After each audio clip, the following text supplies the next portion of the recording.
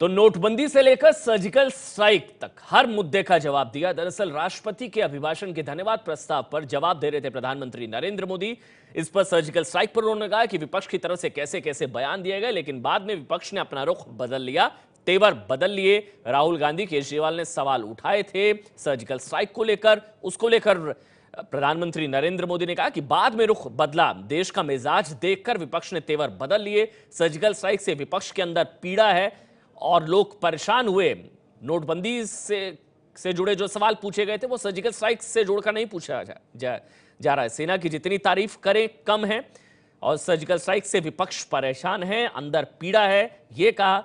और साथ ही नोटबंदी को लेकर कहा कि सही समय पर लिया गया सही फैसला था नोटबंदी, बिल्कुल माकूल समय पर यह फैसला लिया गया।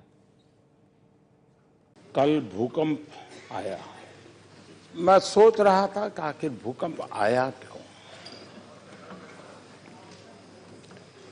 जब कोई स्कैम में भी सेवा का भाव देखता है,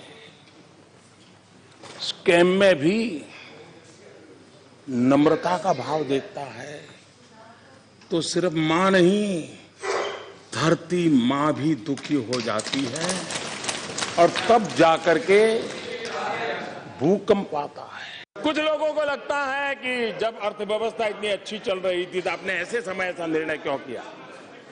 ये बात सही है।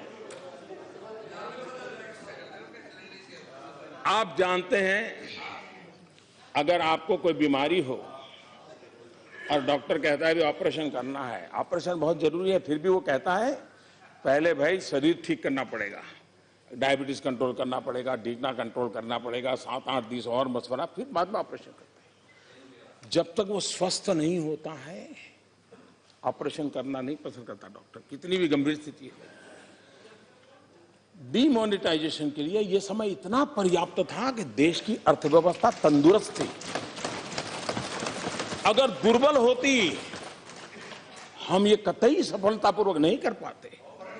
ये तब सफल होता है ताकि अर्थव्यवस्था मजबूत थी। और इसी समय दूसरा, इसका समय, ऐसा मत सोचिए कि हड़बड़ी में होता है। इसके लिए मोदी का अध्ययन करना पड़ेगा आपको।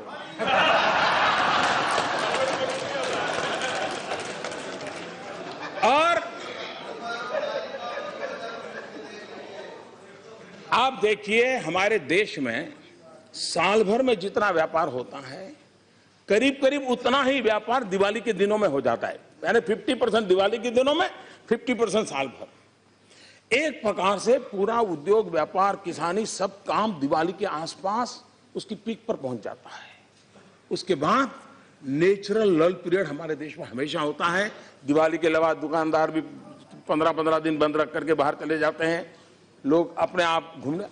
ये प्रॉपर टाइम था कि जबकि सामान्य कारोबार ऊंचाई पर पहुंच गया है, उसके बाद अगर 15-20 दिन दिक्कत होती है और फिर 50 दिन में ठीक ठाक हो जाएगा।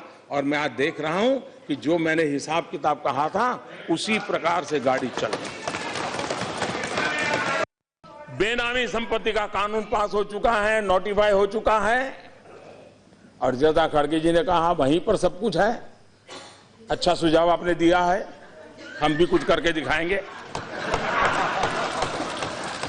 और जो भी सुन रहे हैं वो भी समझे और उसके प्रावधान पढ़ लें कि कितना बड़ा कठोर कानून है। जिसके पास भी बेनामी संपत्ति है, उनसे मेरा आग्रह है, अपने चार्टर्ड अकाउंटेंट से जरा पूछ ले आखिर के प्रावधान क्या है।